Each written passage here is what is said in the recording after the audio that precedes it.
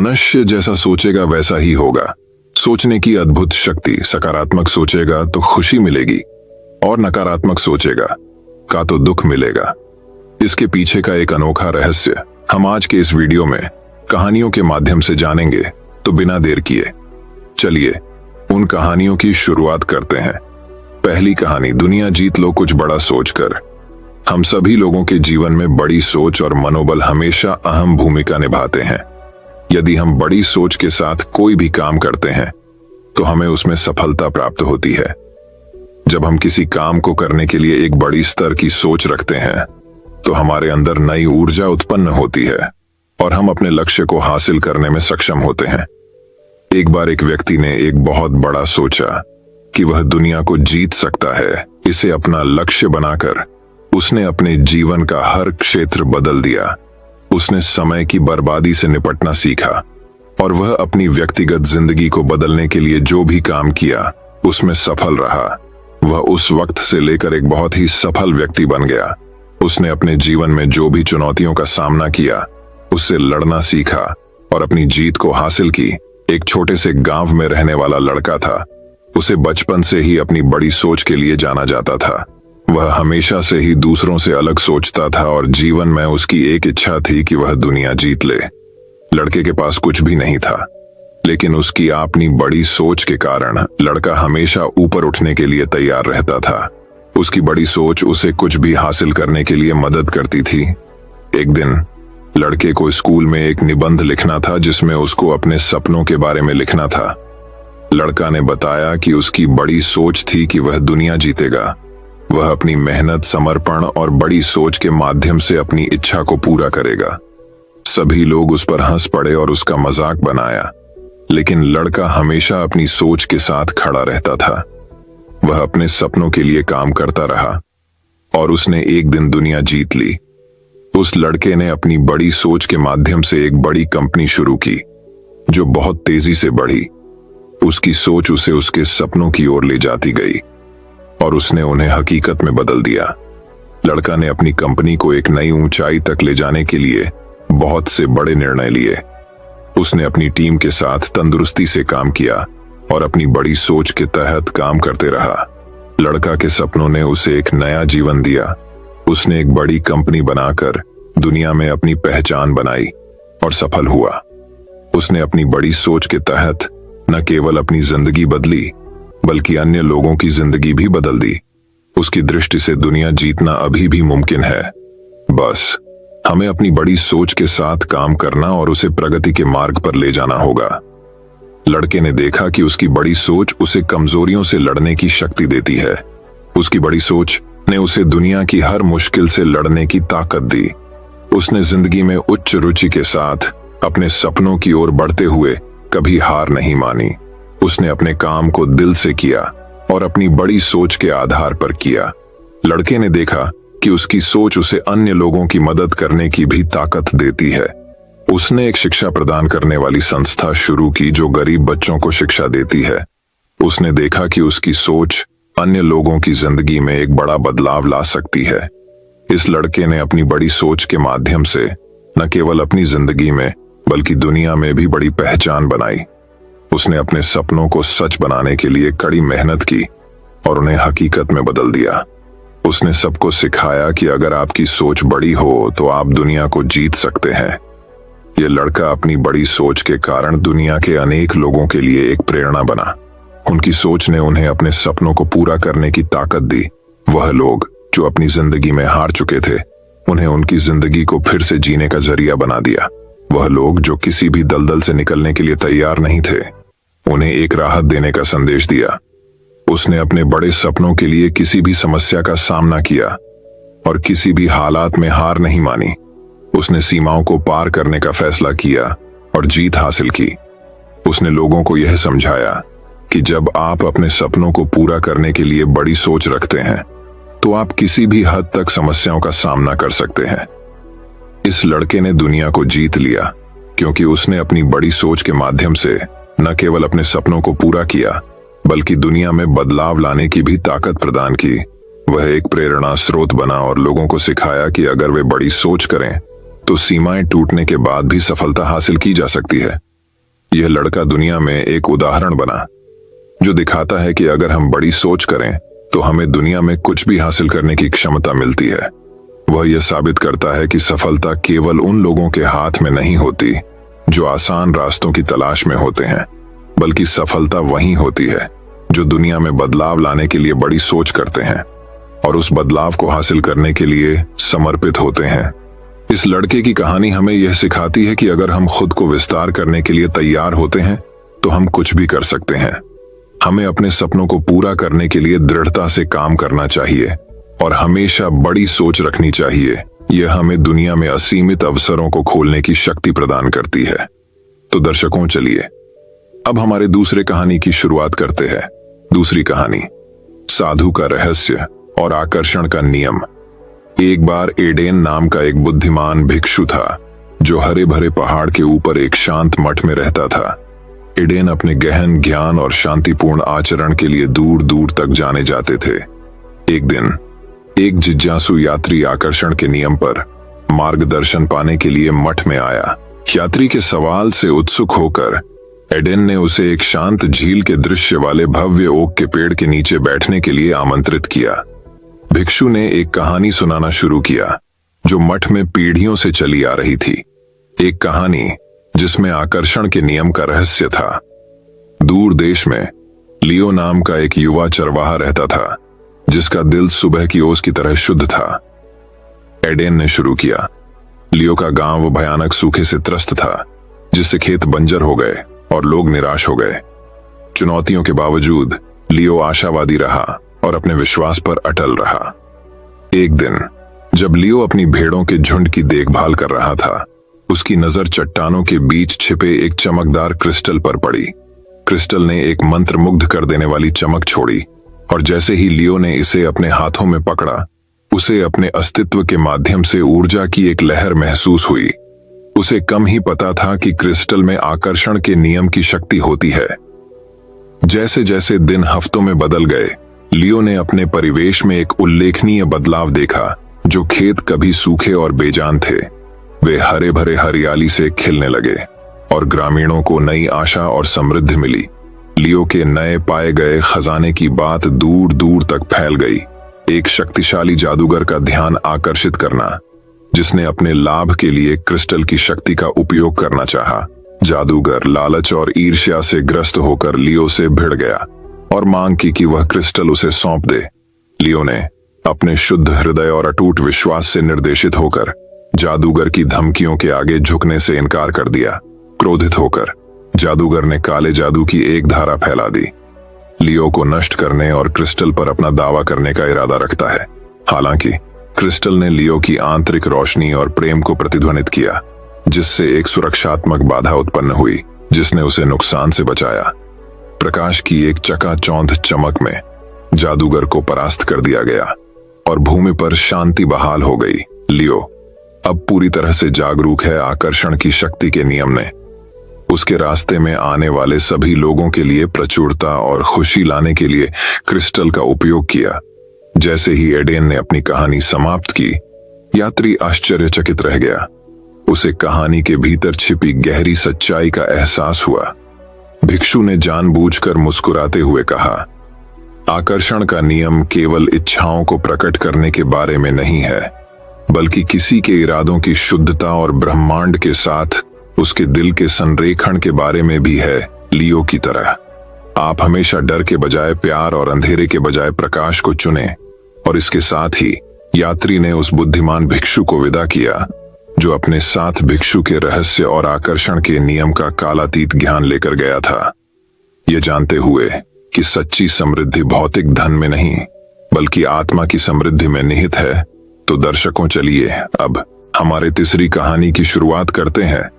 तीसरी कहानी, एक दूर देश में पहाड़ों की हरी भरी हरियाली के बीच कवि नाम का एक बुद्धिमान और विनम्र साधु रहता था। कवि आकर्षण के नियम के गहन ज्ञान के लिए दूर दूर तक जाने जाते थे। लोग अपने विचारों की शक्ति के माध्यम से अपनी गहरी इच्छाओं को कैसे प्रकट करें, इस बारे में उनका मार्गदर्शन पाने के लिए निकट और दूर से यात्रा करते थे। एक दिन सोमा नाम का एक परेशान ग्रामीण भारी मन से कवि के पास आया। सोमा ने भिक्षु को समझाया कि वह अपने खेत में संघर्ष कर रहा है और मुश्किल से अपना गुजारा कर पा रहा है। कवि ने सोमा की व्यथा को ध्यान से सुना और फिर अपना ज्ञान प्रदान किया। कवि ने शुरू किया, आकर्षण का नियम एक दर्पण की तरह है जो आपके द्वारा ब्रह्मांड में उत्सर्जित ऊर्जा को वापस प्रतिबिंबित करता है। यदि आप संदेह और भय के बीज बोते हैं तो आप निराशा की फसल काटेंगे, लेकिन यदि आप सकारात्मकता और विश्वास के बीज बोते हैं तो आप भरपूर फसल काटेंगे। सोमा ने भिक्षु के शब्दों को समझते हुए सिर हिलाया, लेकिन उसे यह समझ नहीं आ रहा था कि उन्हें अपने जीवन में कैसे लागू किया जाए। तब कवि ने सोमा को एक छोटा चिकना पत्थर दिया और उसे इसे हमेशा अपने पास रखने का निर्देश दिया। कवि ने समझाया, यह पत्थर आपके विचारों की शक्ति की याद दिलाएगा। हर बार जब आप इसे छुएं तो सकारात्मक इरादों पर ध्यान केंद्रित करें और अपने खेत की समृद्धि की कल्पना करें। सोमा ने कृतज्ञतापूर्वक पत्थर ले लिया और भिक्षु के मार्गदर्शन का पालन करने का वादा किया। अगले कुछ हफ्तों में सोमा ने आकर्षण के नियम का परिश्रम पूर्वक अभ्यास किया और अपनी ऊर्जा को अपने खेत की सफलता की ओर लगाया। उसे यह देखकर आश्चर्य हुआ कि उसे जल्द ही फर्क नजर आने लगा। उसकी फसलें अधिक प्रचुर मात्रा में बढ़ीं, उसके पशुधन स्वस्थ हुए और उसका दिल हल्का हुआ।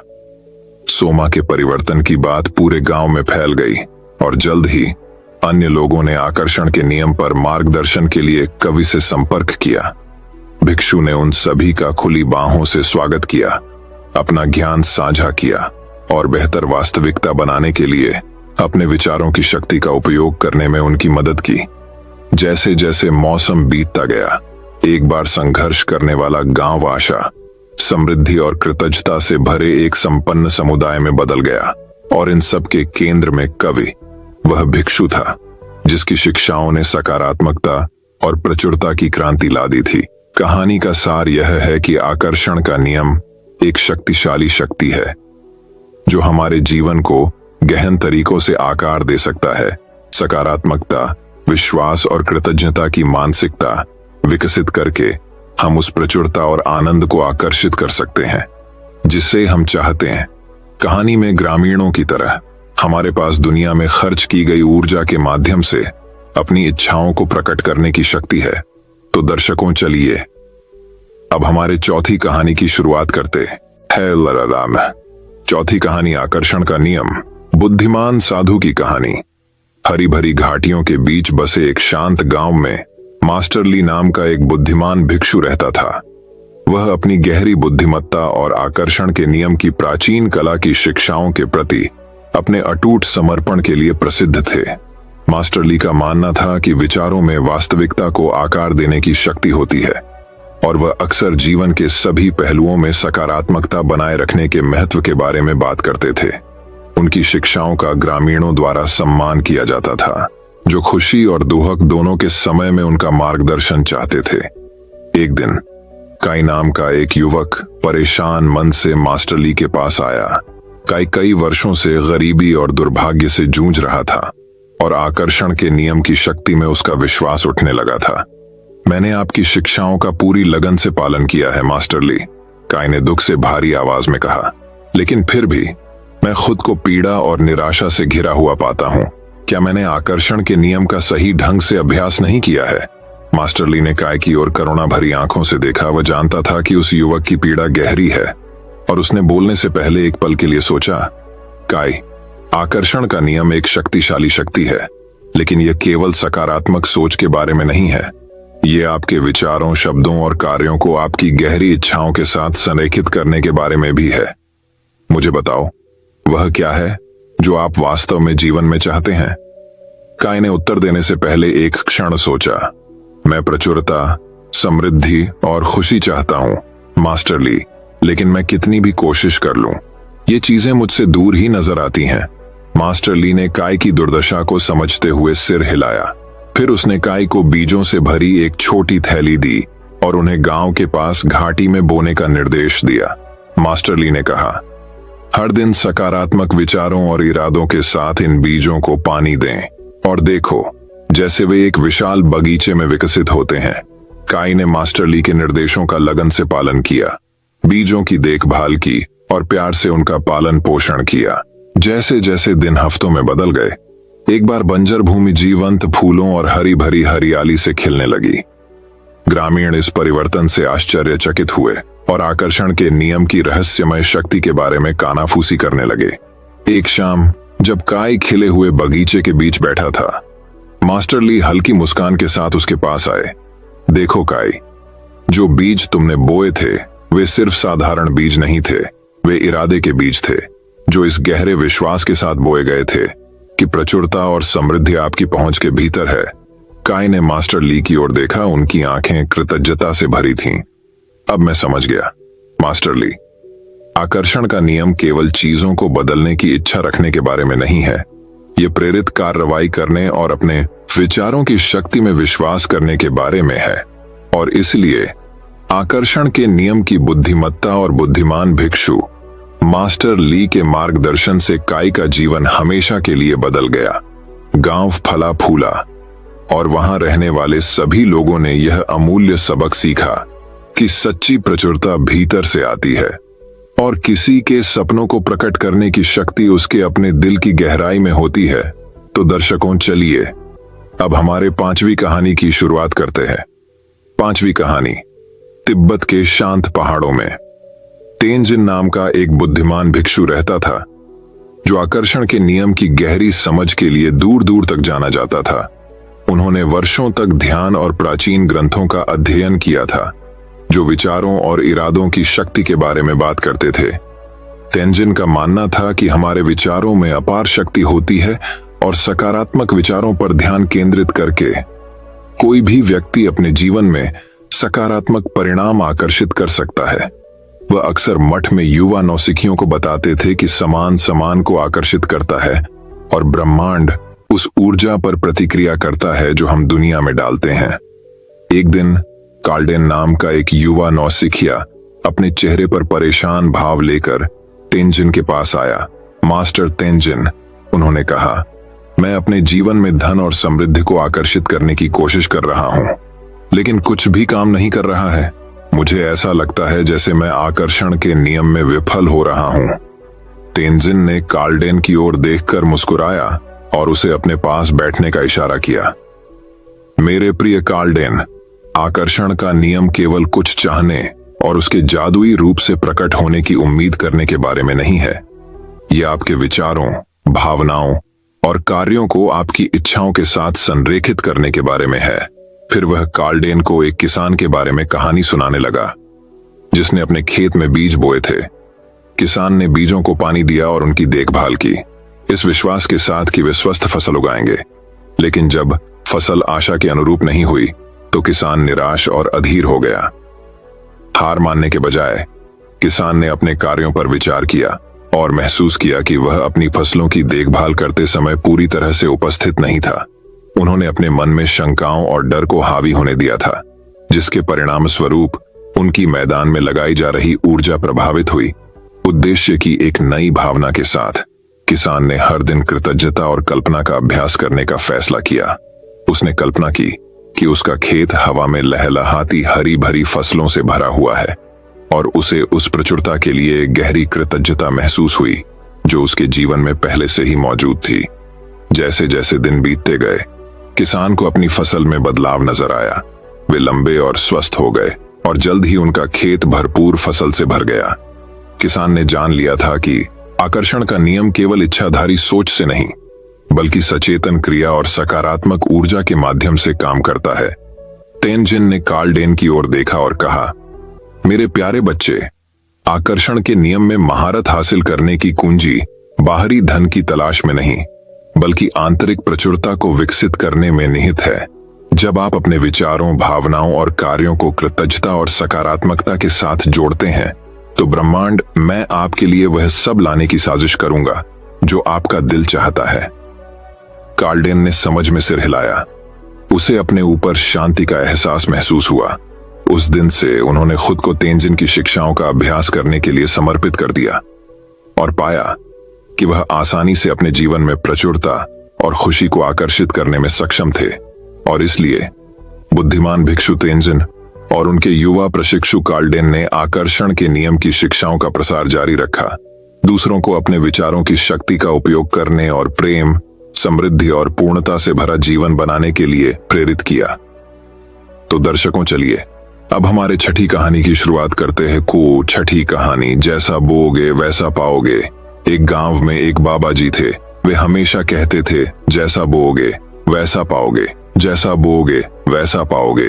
गांव के कुछ लोग बाबा जी का मजाक उड़ाते थे, उनके इसी बात पे उनकी खिल्ली उड़ाते थे, ये कह के कि ये बाबा कुछ भी बोलता है।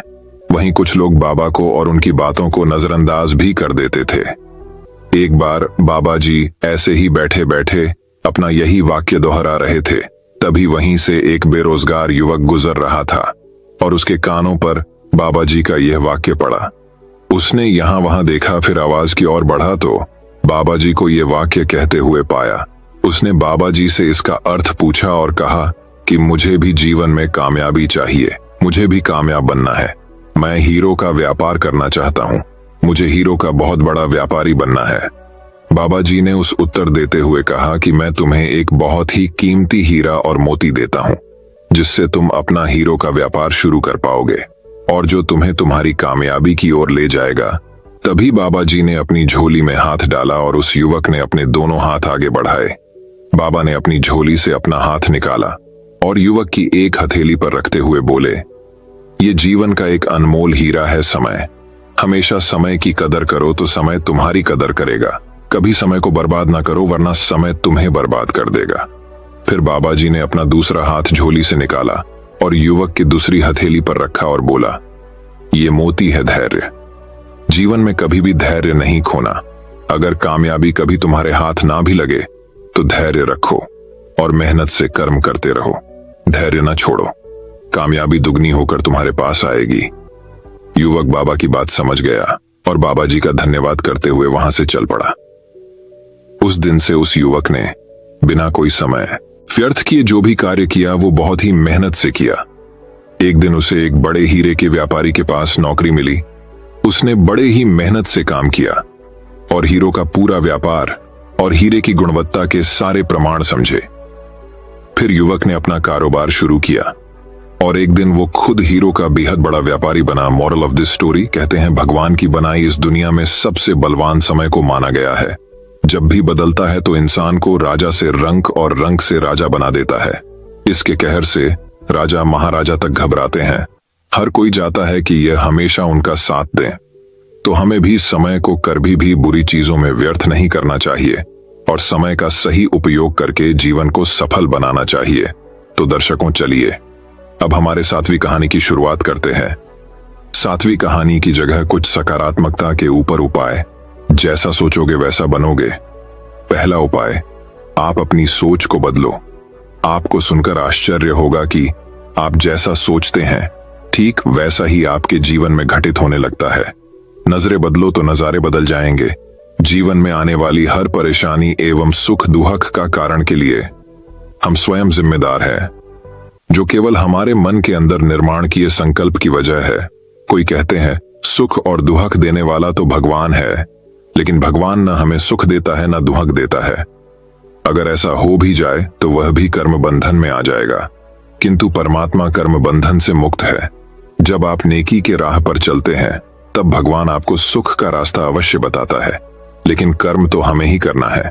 बाकी आपकी सकारात्मक सोच बहुत महत्वपूर्ण है, जो आपका भविष्य की नींव रखती है। अगर आप नकारात्मक सोच रखते हो तो ठीक उसी प्रकार की फ्रीक्वेंसी आपके आस पास बन जाएगी, और अगर आप सकारात्मक सोच रखते हो तो आपके आसपास सकारात्मक आभा मंडल बनता जाएगा। कहने का तात्पर्य यही है कि अगर आप अपनी तकदीर बदलना चाहते ही जैसी चाहे आपकी तकदीर बदल सकते हो। आपके पास एक विकल्प है कि मैं किस तरह सोच का चुनाव करता हूं। जो स्वयं आप करना चाहते हो उसी तरह आप अपने जिंदगी में अनुभव करने लगेंगे।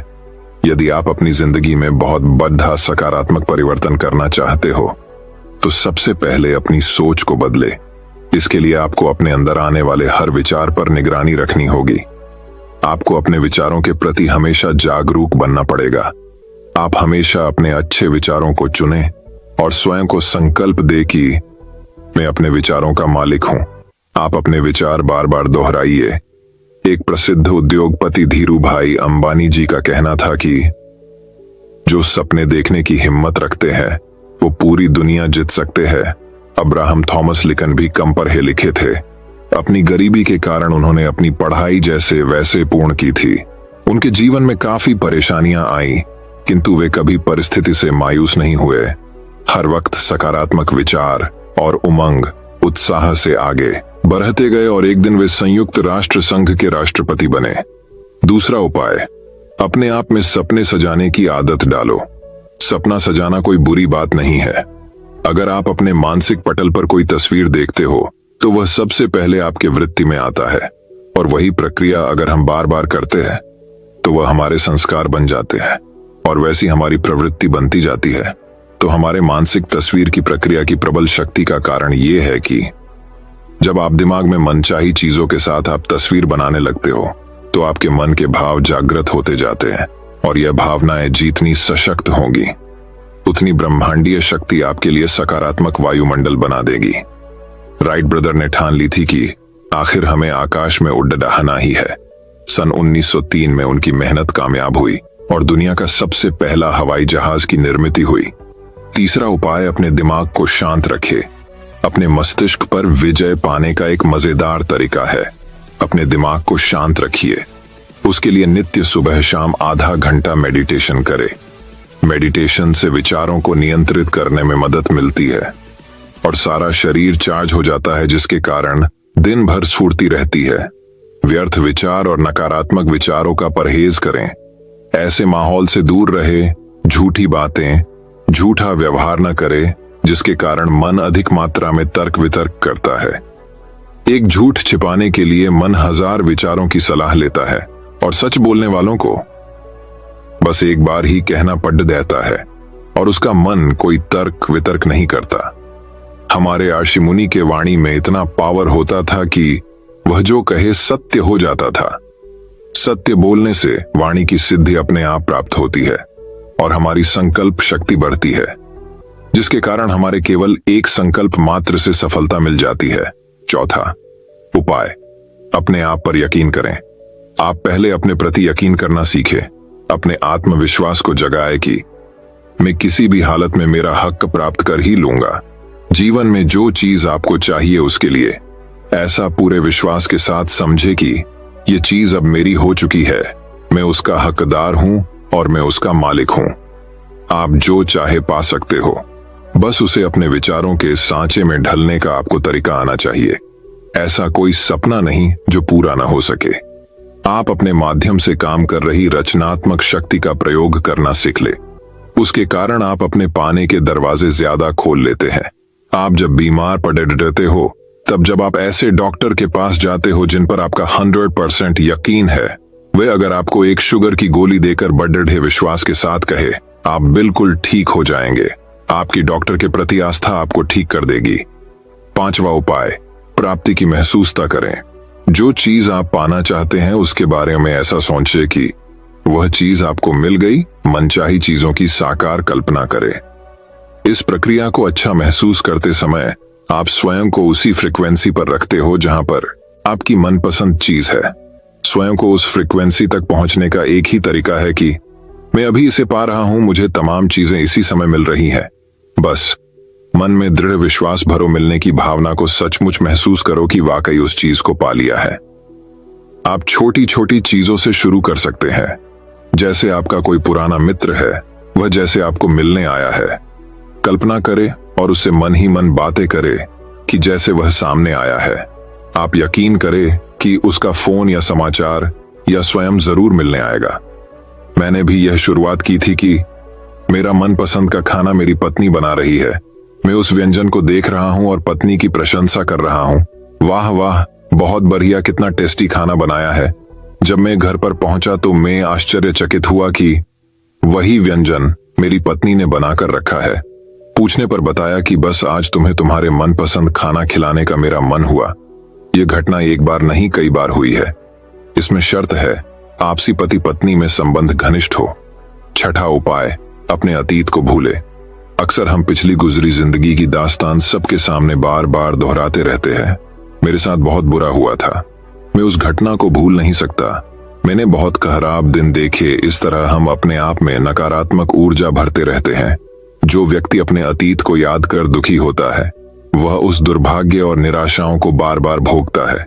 वह भविष्य के लिए दुर्भाग्य की मानो प्रार्थना करता है, तो निश्चित रूप से आपको वही मिलेगा। आप अतीत को याद कर आपके वर्तमान में मुश्किलें पैदा कर रहे हो। हमेशा याद रखो कि आप स्वयं अपने भाग्य या दुर्भाग्य के लिए जिम्मेदार हो। बस ऐसा समझो कि भाग्य बनाने की कलम मेरे हाथ में है। ऐसा कभी नहीं सोचो कि मैं यह कर नहीं सकता, मेरे पास पर्याप्त पैसे नहीं है, मेरी काबिलियत नहीं है, मैं नहीं हूं। यह कहकर आप अपना भविष्य को गलत मार्ग पर ले जा रहे हो। आप स्वयं को यह संकल्प दे कि मैं ऊर्जावान हूं, मैं स्वस्थ हूं, मैं आमिर हूं, मैं प्रेमपूर्ण हूं, मैं खुश हूं। इस तरह की संकल्प धारा आपको हर परिस्थिति को अनुकूल करा देता है।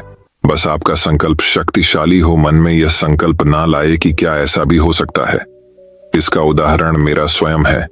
मैं एक छोटे से कस्बे से हूं और एक बहुत गरीब परिवार से हूं।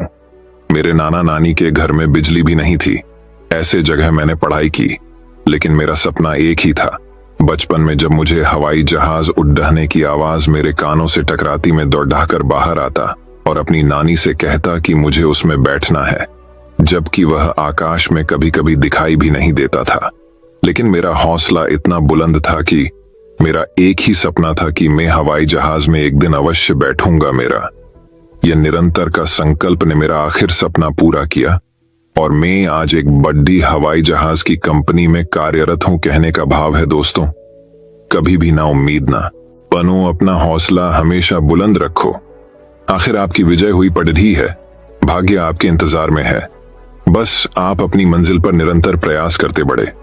चलो तो दर्शकों, चलिए अब हमारे 8वीं कहानी की शुरुआत करते हैं। 8वीं कहानी, बड़ा बनने के लिए बड़ा सोचो।